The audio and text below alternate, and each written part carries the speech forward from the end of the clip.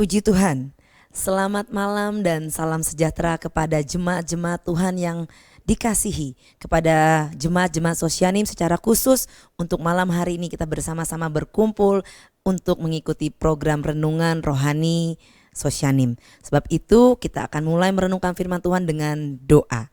Mari sama-sama kita tundukkan kepala, kita siapkan hati kita dalam doa.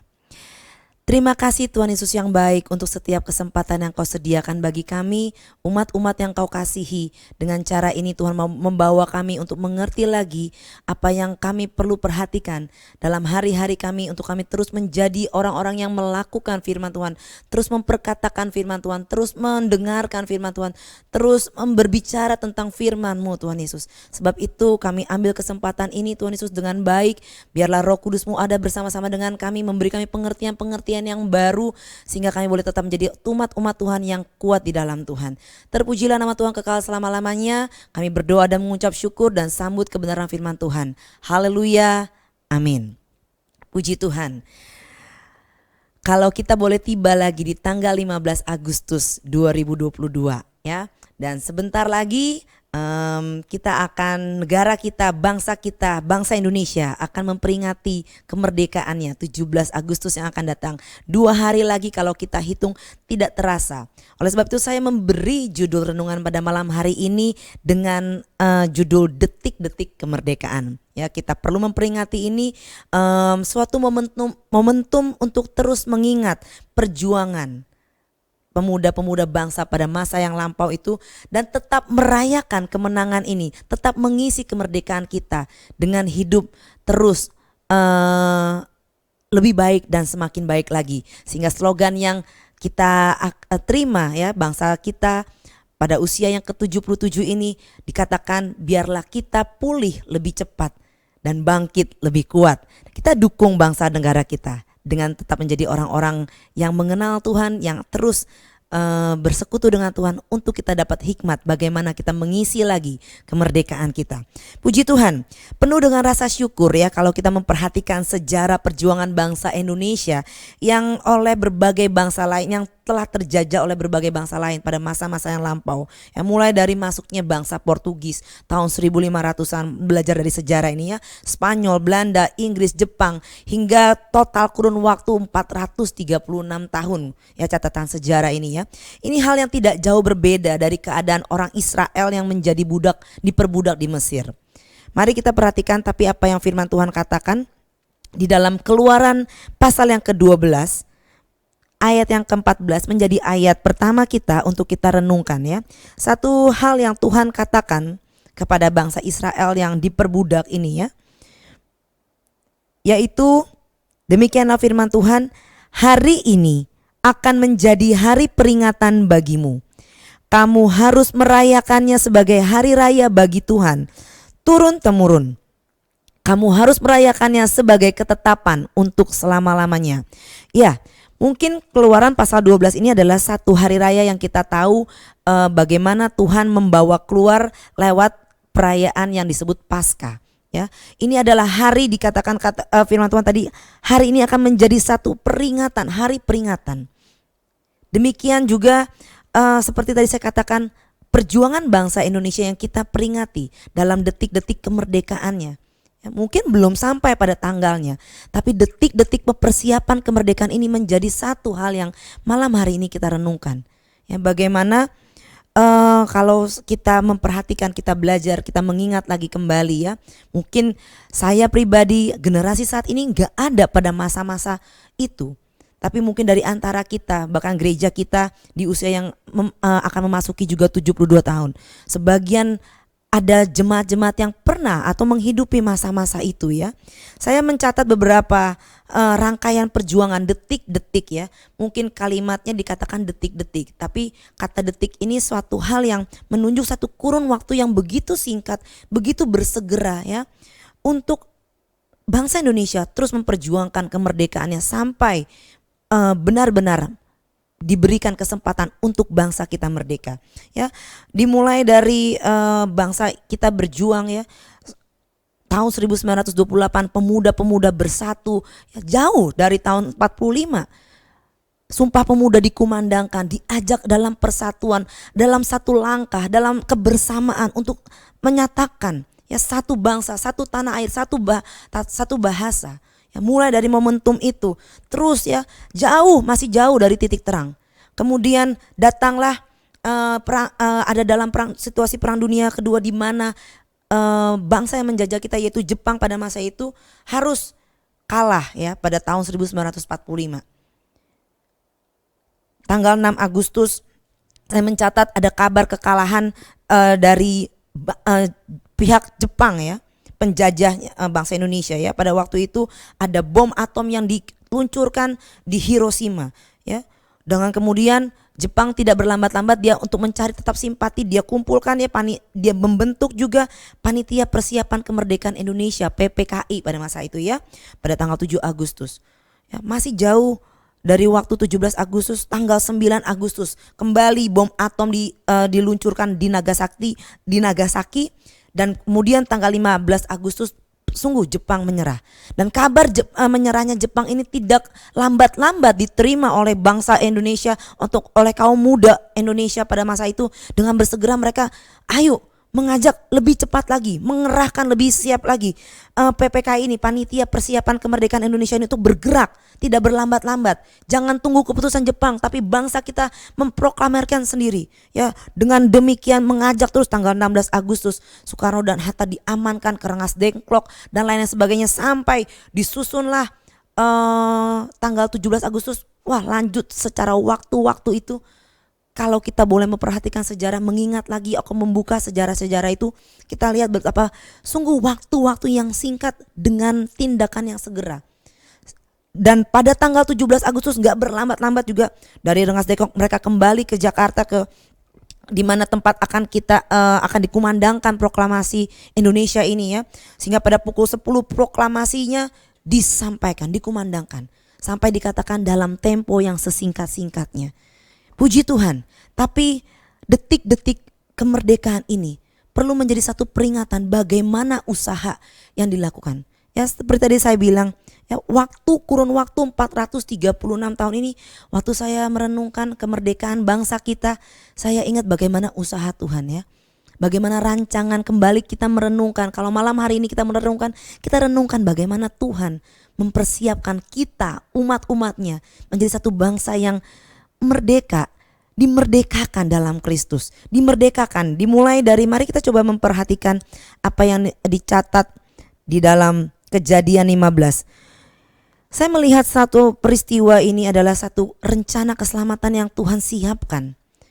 Betapa Allah luar biasa di dalam Kejadian pasal 15 ini dimulai jauh ya.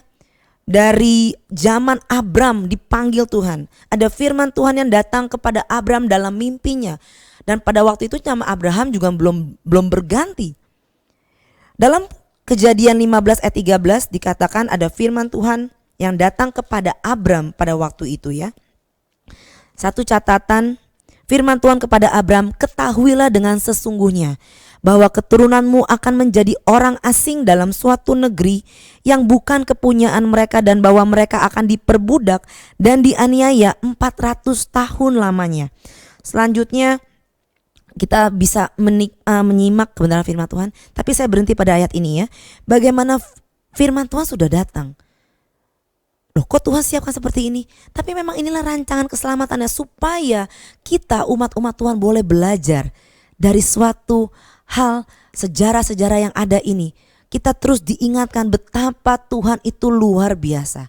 Rancangannya tidak pernah gagal. Mari kita juga memperhatikan ya betapa besar usaha Tuhan. Di dalam catatan dalam Keluaran pasal 12 tadi, kita maju di ayat 41 dan 42. Keluaran pasal 12 ayat 41 sampai 42. Mari kita perhatikan firman Tuhan. Ini peristiwa yang tadi ya, ketika Tuhan ingat hari ini akan menjadi satu perayaan yang luar biasa. Lalu sampai di ayat 41 dikatakan demikian. Sesudah lewat 430 tahun, tepat pada hari itu juga, keluarlah segala pasukan Tuhan dari tanah Mesir. Malam itulah malam berjaga-jaga bagi Tuhan. untuk membawa mereka keluar dari tanah Mesir. Dan itulah juga malam berjaga-jaga bagi semua orang Israel, turun-temurun untuk kemuliaan Tuhan. Puji Tuhan. Satu catatan firman Tuhan yang kita dapat renungan saat kita membaca kebenaran firman Tuhan. Kita diajak mengerti bagaimana kedahsyatan Tuhan, rangkaian menuju apa yang Tuhan sudah kerjakan. Ya, bagi umat-umat Israel yang diperbudak di satu negeri yang asing, Tuhan bawa mereka lewat berbagai peristiwa, dan semua rangkaian kalau kita boleh urutkan, saya mau katakan Tuhan tidak pernah gagal. Ya, sehingga detik-detik kemerdekaan, detik-detik Tuhan berjaga-jaga, dikatakan ayat 42, itulah malam berjaga-jaga. Satu waktu ya Tuhan berjaga-jaga. Tapi apa yang Tuhan kerjakan bukan hanya sampai pada masa itu. Semua ini sudah dipersiapkan lewat tulah-tulah ya, negosiasi Musa dengan Firaun ya, sampai kepada kesepakatan tulah pertama, tulah kedua. Mari kita baca di dalam Mazmur ya. Catatan ini ada di dalam kitab Mazmur pasal yang ke-78. Satu pelajaran dan di dalam kitab Mazmur diberi perikop Mazmur 78 ini, pelajaran dari sejarah. Kita sampai di ayatnya yang ke-43.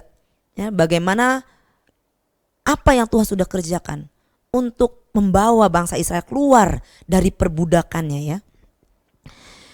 Ayat 43, ketika ia mengadakan tanda-tanda di Mesir dan mujizat-mujizat di padang Zoan, ia mengubah menjadi darah sungai-sungai mereka dan aliran-aliran air mereka sehingga tidak terminum. Ia melepaskan kepada mereka lalat pikat yang memakan mereka dan katak-katak yang memusnahkan mereka. Ia memberikan hasil tanah mereka kepada ulat dan hasil jerih payah mereka kepada belalang. Ia mematikan pohon anggur mereka dengan hujan batu dan pohon-pohon ara mereka dengan embun beku. Ia membiarkan kawanan binatang mereka ditimpa hujan es dan ternak mereka disambar halilintar. Ada begitu banyak tulah-tulah yang Tuhan sudah kerjakan. Ya. Sampai pada satu titik terang ya, seperti apa yang terjadi pada bangsa kita. Mulai ada titik terang 6 Agustus itu bom terjadi di Jepang. Ya. Jepang mulai mengalami satu kegoncangan.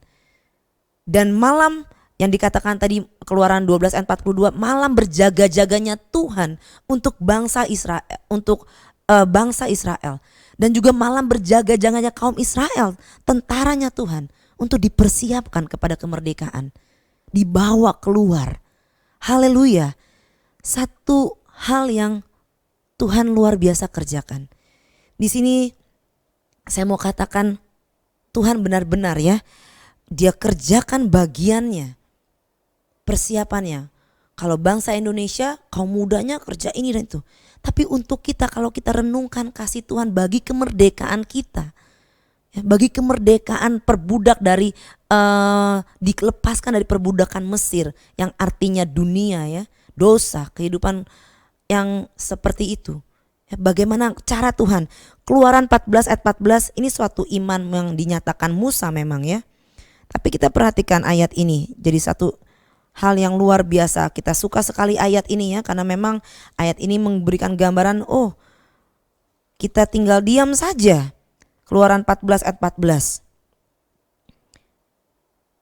Pada saat itu menghadapi ya, waktu Allah menuntun umatnya, menghadapi di belakang itu ada pasukan Mesir, di depan ada laut Teberau.